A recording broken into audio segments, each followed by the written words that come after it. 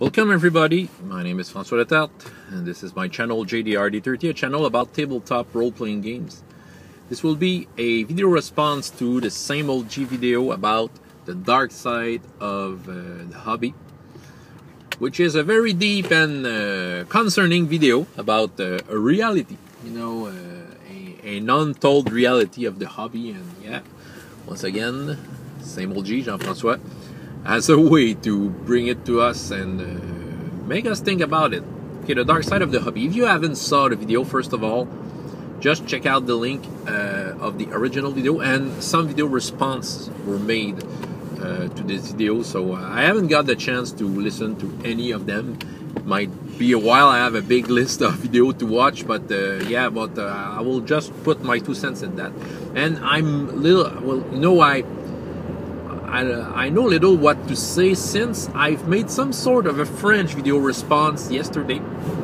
Maybe you will see it in the soon on my channel in French, with two French one French vlogger and another one a person from a French, well, Quebec French podcast, and we talked about the subject. We felt that it was a subject to be talked about, and I had the chance to do it with both of them, so yeah, we just got around the subject. So yeah, enough for the introduction. Let's say that the dark side of the hobby. So yeah, it's totally true. We're quite alone in the hobby. Most of the time we're alone in the hobby, and yeah, that's true that you buy many books, and we flip through them and we dream about it, but we're quite alone in our dreaming, because just putting a game together, well, it's difficult. We all know it. There's no easy game to start. There's always lots of thing around having a game up. Just scheduling the people and agreeing on the game we play, on the type of game we play, and often what we agree on might not be necessarily what we dreamed about when were having the game. Yeah, that's true. One of my small guilty pleasure, in many of my videos, you can see me, behind me, there's some shelf with my role-playing books, and that, well, that's a place I like to go to. That's a place in my house, but between two things I have to do in my house, so often I will just go near that shelf, and I will just take a book, often a random book, and I will flip through it. And yeah, my imagination and my mind goes through it. So, and I have a pleasure to do that. Yeah, I know that I'm alone. I know that what I'm thinking about, what plans I might have at that moment, might even not realize itself concretely with a group of players. Because yeah, we know that role-playing game, the end note of that is to have a group and playing the game. But at the same time, I don't see it as something sad or interestingly sad. I find pleasure in doing that, though. I maybe a couple of years back, let's say 10-20 years back, I would be a little upset not having a game going around with something I have bought. Usually I was working hard to try every game that I own, but now, being more wise and being more real with the kind of time I have to put on a game, I just take it as it is, having fun, just flipping through the book, and yeah, maybe there's some hope to play the book and to play that game. I have a hope for every game I own, in fact. But once in a while, I do give some role-playing books or sell them, because I profoundly know that I wouldn't be able to play them ever. Okay, maybe, well, never say never. Maybe I would rebuy a book and all that. But yeah, there's some pleasant surprise, though. Maybe I'll diverge a little, but No, I will get into an advanced Dungeons and Dragons 2nd edition game. Will begin next Friday. Never I would have thought that I would have go back to this. I never had the desire to, since it's not my favorite game system, but we have a game master who he was really into it, and yeah,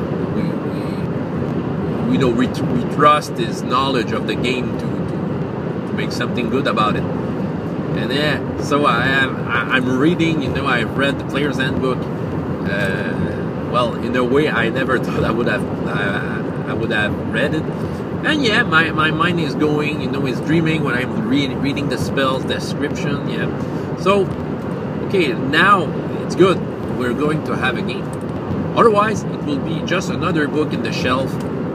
So, what I want to say about that is that, yeah, there's always a possibility that any of these games will be played for good.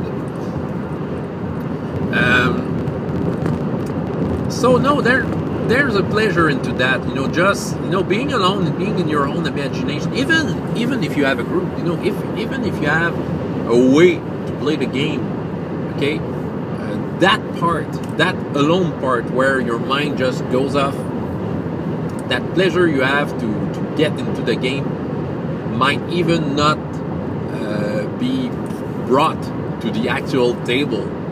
So whether you're playing it or not, there's a part that will be only to yourself. Whether, yeah, playing or not, there's a part that won't be shared with the others the way you feel it, the way you envision it. And when you have players to do it, well, we have to find a common ground, because everyone is turned on by the game.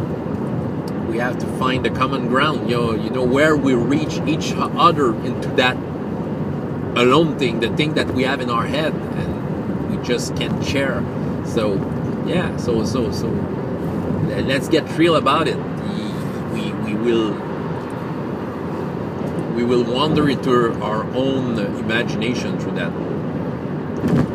A way for me to maybe make this happen, well, my RPGS project, I feel that it might be connected to that, making a one-shot with every one of those kingdoms. It's just to pay homage to all those authors that just got through their mind, that they were just creative about creating something that might not be played. All the while I was creating my own kingdom in RPGS, I was seeing image and scenes. I was seeing lots of stuff that may happen there. When I described a region, of my Arsat. Okay, in my kingdom there's a place called Arsat, and how desperate and desolated that it is. I see things, and I made a trip into my head. We all do that. As someone, and I want to know, as someone played RPGS and used the Trifendry kingdom? No one. It's a little sad. Maybe you read through it. Maybe I have sparked some of your imagination with what I've written. What's it? Yeah. So for me, it's a way to get a little part of what I have in my head and bring it to the table, and with different game systems. So yeah, it's very challenging though. I could just turn back and say why I do this, why I do 16 different game systems with 16 kingdoms for the thrill of it. It's just it's very a personal way, a pursuit to that. Okay, and the hope that I get people every time to play. So far, the last 4 games they happened, and I've been able to do that. But I understand that before that, I'm alone preparing my stuff and getting through it. But at the same time, it's a pleasure to do that. Okay, and like I said, big part of that pleasure can't be shared with anyone the way you want it, the way you see it, even though you have people to share it, actually, a table to play with. So that's my video response, very rambly, but any comments, anything, feel free to leave them. And if you can understand French, well, check out my video I've made with JDR, and Marc Vallière from the podcast Aventureux. Because we had a good discussion about it and we talked about it in many ways. Yeah, so very, very casual. François Letarte, JDR D30, and up to next time. I hope you have as much fun in your life as in your games. Goodbye.